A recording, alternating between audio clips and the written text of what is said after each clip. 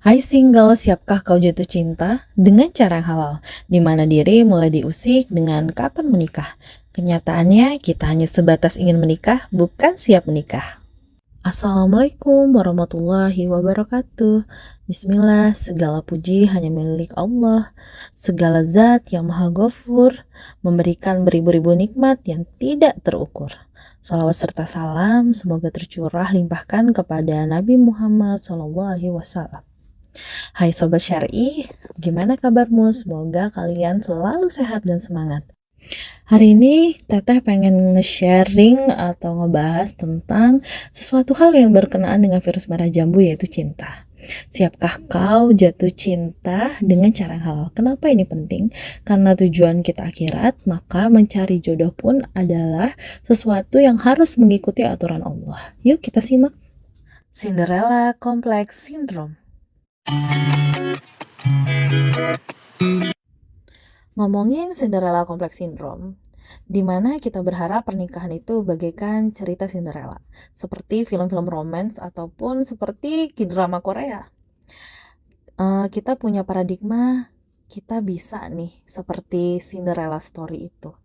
Kita punya suami yang tampan opa atau pangeran, suami yang bisa ngasih coklat setiap hari, romantis setiap hari, terus pesta pernikahan yang megah. Tapi ketika kita menjalani setiap fase kehidupan, kita semakin dewasa, kita sadar itu hanya sebuah cerita Cinderella. Lalu ketika kita menjalani fase kehidupan yang semakin bertambah dewasa, kita mengalami kecewa. Ternyata definisi jodoh seperti yang kita inginkan di Cinderella Story itu kenyataannya sangat berbeda dengan real life, dengan kenyataan hidup. Nah, aku di sini menganalogikannya seperti gelombang di lautan, yaitu gelombang real life. Itulah kehidupan. Apalagi kalau gelombangnya itu real marriage, kita pasti butuh bekal banget. Tapi kenapa ya, kalau di masa fase ini, ketika kita melihat pencapaian orang lain, kita kadang menjadi mental down. Kenapa sih ini bisa terjadi? Karena kita banyak menggantungkan harapan pada manusia. Kita bersandar pada manusia, kepada sosok jodoh yang sebenarnya belum tampak. Harusnya kita bersandar kepada Allah. Dalam kurva ini terlihat bahwa dalam fase setiap kehidupan selalu ada fase krisis. Nah, seperti umur 0 sampai 20 tahun itu punya fase krisisnya sendiri.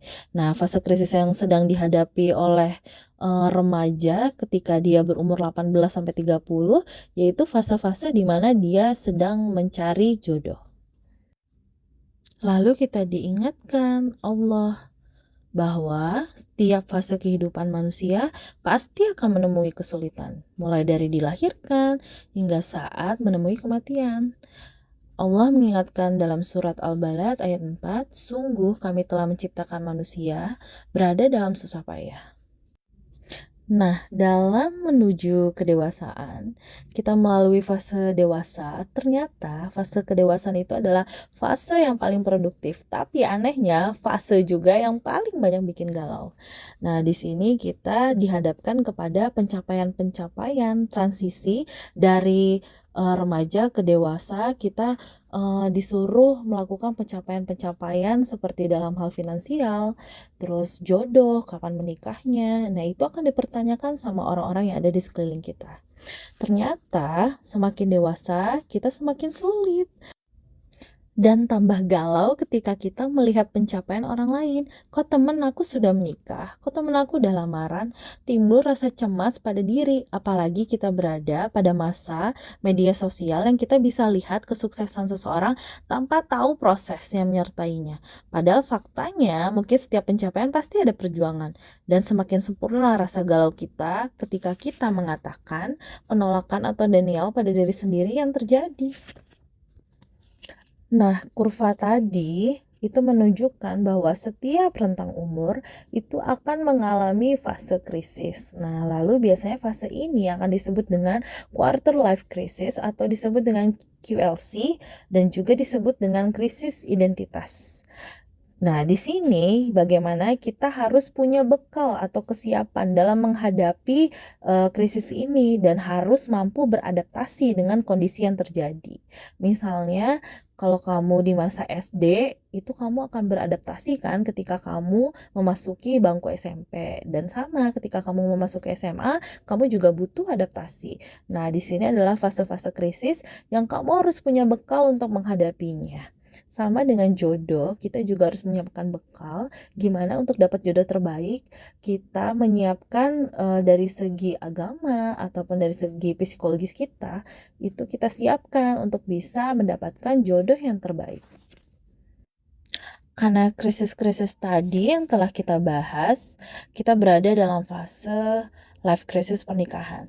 Betapa menakutkan pernikahan jika tidak punya tujuan, yang akhirnya bisa terjadi perceraian yang terjadi antara 1-5 tahun pernikahan, karena itu merupakan fase yang terberat dalam pernikahan.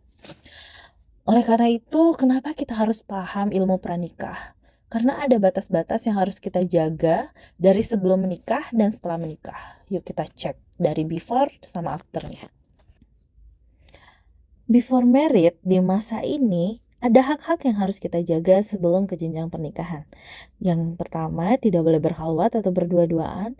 Yang kedua, menjaga pandangan dengan tidak intens chat WhatsApp, itu juga contoh, dan menjaga pergaulan antara laki-laki dan perempuan. Yang ketiga, membekali diri dengan ilmu yang nantinya akan sangat terpakai ketika kita dalam fase pernikahan. Nah, pada masa after married, idealnya adalah rumah tangga itu harus sakinah. Rumah tangga itu harus berideologis, harus punya tujuan, harus punya visi, harus punya misi. Kalau dianalogikan seperti lampu. Lampu itu kan mampu menerangi di sekelilingnya. Itulah fungsi dari rumah tangga, itu harus menyebarkan kebaikan yang ada di sekelilingnya, bisa mengubah dan menyebarkan kebaikan. Nah, hal-hal baik kemudian akan menghiasi rumah tangga seperti keharmonisan, saling menghormati, nyaman, tentram. Nah, itulah tujuan rumah tangga Islami yang nantinya tujuannya untuk ke akhirat, untuk bekal ke akhirat. Nah, karena menikah adalah ibadah seumur hidup.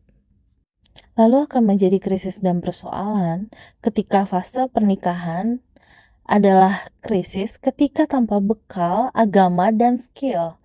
Nah, jadi kita harus sadar diri, di sini kita punya pilihan untuk mau berubah atau tidak. Dan gak boleh salah jalan, apalagi soal jodoh. Karena penting persiapan, karena pernikahan itu kan ibadah seumur hidup. Nah, jodoh pun harus berkualitas. Ketika kita menginginkan jodoh berkualitas, maka kita harus mematangkan persiapan untuk menjadi calon istri yang berkualitas. Ketika kita menginginkan pria berkualitas, pria yang agamanya baik, itu adalah salah satu kriteria untuk dapat mewujudkan rumah tangga Islami. Dan Allah mengatakan dalam surat Ar-Rum ayat 21, dan di antara tanda-tanda kekuasaannya ialah Dia menciptakan untukmu istri-istri dari jenismu sendiri, supaya kamu cenderung dan merasa tentram kepadanya, dan dijadikannya di antaramu rasa kasih dan sayang. Bagaimana di dalam pernikahan ini adanya rasa harmonis dan rasa kasih sayang yang luar biasa, mencintai karena Allah. Masih ingat nggak tadi tentang gelombang real life? Bagaimana kehidupan nyata itu mengaduk-ngaduk fase kita dalam kehidupan ketika kita tidak punya bekal. Oleh karena itu, bagaimana kita mampu melihat seorang peselancar begitu lihai melewati tantangan ombak yang ada. Lalu kita analogikan, ombak itu adalah gelombang fase-fase krisis kita atau masalah hidup. Dan kelihayan berselancar atau surfing adalah kesiapan kita dalam menghadapi ombak. Lalu, untuk lihai dalam menghadapi ombak dan menghadapi krisis-krisis dalam kehidupan, di fase-fase kehidupan kita, maka ada 3 hal yang harus kita perhatikan. Yang pertama adalah identitas muslim, bagaimana kita mengembalikan semua itu kepada Al-Quran dan hadis, bagaimana segala aktivitas kita berkenaan dengan hukum syara, apapun kita ukur dengan hukum syara. Lalu yang kedua adalah tujuan. Tujuan ini akan berkenaan dengan pertanyaan mendasar, yaitu dari mana, untuk apa, dan akan kemana. Nah, tujuan kita itu jelas, kita akan ke akhirat. Setelah kehidupan ini, ada hal yang harus kita pertanggungjawabkan kepada Allah. Jadi penting banget menjemput jodoh ini harus dengan aturan Allah, harus dengan ridho Allah, yang akhirnya mendapatkan pahala sebagai tabungan kita di akhirat. Jodoh adalah investasi kita meraih pahala, maka jalan diridhoi Allah dengan ta'aruf, hitbah, dan pernikahan. Bukan tentang cara tidak diridhoi Allah, bahkan mendatangkan kehinaan, yaitu tebar pesona, terus berdandan dengan tabarut, pacaran, merayakan hari Valentine, yang justru akhirnya bisa membuka pintu zina. Dan yang ketiga adalah membangun kepribadian baru dengan menciptakan habit atau kebiasaan baru. Nanti aku contohin ya, ada beberapa contoh aktivitas untuk bisa menciptakan habit atau kebiasaan baru. Ternyata pilihan itu cuma dua, nggak ada tengah-tengah. Tidak ada pilihan lain. Karena Allah mengatakan dalam surat Al-Baqarah ayat 208, "Wahai orang yang beriman, masuklah kamu ke dalam Islam kafah, menyeluruh. Janganlah kalian mengikuti langkah-langkah setan. Sungguh setan itu musuh nyata bagi kalian." Bagaimana kita nggak boleh salah langkah, nggak boleh salah nentuin pilihan. Jika kita pernah tenggelam dalam gelombangnya lautan, kita pernah salah, kita pernah melakukan hal-hal yang tidak sesuai dengan aturan Allah, maka ambillah papan selancar. Lalu mulailah berselancar agar kita mampu menolong diri kita sendiri. Karena beda jalan itu akan beda kendaraan, akan beda tujuannya juga.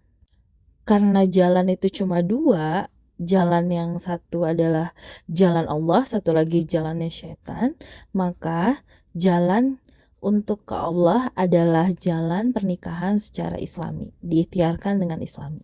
Yang pertama dengan cara ta'aruf, yaitu perkenalan. Yang kedua adalah nazar, yaitu melihat. Kemudian hitbah, melamar. Kemudian melakukan pernikahan islami atau syar'i yang konsepnya terpisah antara ikhwan dan akhwat dan tidak ada ikhtilat. Lalu kita melihat jalan yang kedua, yaitu jalan syaitan. Maka tahapan pernikahan jalan syaitan yang dilakukan adalah, yang pertama adalah pacaran sebagai masa perkenalan. Yang kedua ngedate, itu bisa menimbulkan maksiat. Yang ketiga tunangan, karena terjadi jeda yang terlalu lama untuk saling mengikat atau tukar cincin. Kemudian baru terjadi pernikahan. Dan pernikahannya pun terjadi dengan konsep ikhtilat atau campur baur antara pria dan wanita. Cara halal melelahkan, cara tidak halal juga melelahkan. Lalu untuk apa kita pilih cara yang haram, bahwa yang halal pun itu sama-sama lelah. Tapi bedanya, yang halal itu adalah pilihan yang terbaik dari Allah.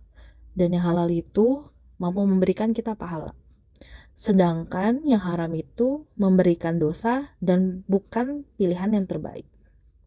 Jadi buat apa mengambil cara yang hina jika yang didapatkan hanya dosa? Kita butuh cara yang halal, tapi kita mendapatkan pahala. Dan lalu timbul pertanyaan, gimana sih kok sulit banget kenalan sama ikhwan yang soleh, dapetin ikhwan yang soleh, itu gimana? Karena kita juga sulit hijrah, makanya kita sulit mendapatkan ikhwan yang soleh. Jika kita masih sulit saja, lalu kita coba deh untuk dengan cara fokus mencintai Allah. Kita fokus mencintai Allah sampai to the bone, sampai benar-benar ke tulang. Maka benci itu akan hadir sendiri. Yang tadinya kita susah untuk menghapus masa lalu, ternyata dengan mengingat Allah, semua itu begitu mudah. Dan cinta pada Allah itu adalah hal yang tidak pernah salah. Jika kita galau dalam menghadapi sesuatu atau insecure, maka respon kita menghadapi kenyataan, kita sedih, itu normal. Tapi kita tuh punya injakan untuk segera bisa move on, karena kita punya Al-Quran, kita punya rumus-rumus untuk bisa menyelesaikan masalah dalam hidup kita. Maka awali hijrah kita dengan semakin mencintai dan mencintai Allah. Fokus mencintai Allah dan memutuskan rasa-rasa cinta yang tak sesuai dengan aturan Allah, tinggalkan. Lalu hijrah juga begitu tampak sulit ketika kita tak mampu menghapus masa lalu. Tapi kita kan mampu membangun kepribadian baru karena secara ilmiah memori masa lalu itu memang tak mampu hilang, akan selalu berbekas. Tetapi kita bisa memudahkan dengan membagi dua aktivitas. Lalu dua hal ini sangat berbeda. Jadi aku bagi menjadi masa lalu dan masa sekarang dan masa depan. Masa lalu ketika kita melihat pria itu karena ganteng dan kayanya, dan prioritas hidup kita adalah punya banyak uang, cinta yang ingin kita raih adalah cari pacar, waktu yang kita habiskan untuk sosmed dan nongkrong, kemudian hidup kita pencapaiannya adalah sukses, terkenal, dan viral, lalu kita merasa kesal ketika nggak ada yang naksir, kemudian masalah terjadi ketika sahabat kita naksir dengan crush kita. Kemudian ketika kita sudah hijrah, maka paradigma kita juga akan berbeda, pemikiran kita juga akan berbeda, lalu tujuan kita akan berbeda. Cowok atau pria yang kita mau adalah karena agamanya, karena bertanggung jawab, menjadi imam dalam keluarga. Kemudian prioritas hidup kita adalah ibadah dan dakwah, lalu cinta kita adalah untuk siap bertaaruf. Kemudian waktu yang kita lakukan yaitu melakukan hal-hal yang bermanfaat. Hidup kita adalah untuk bekal kita ke akhirat. Lalu kesal kita ketika kita melewatkan kajian atau kita telat sholat. Kemudian masalah kita adalah mau ta'aruf tapi nggak tahu caranya. For your information, membangun kepribadian baru Islam bukanlah hal yang mudah. Kita akan berperang dengan pemikiran dan diri kita sendiri.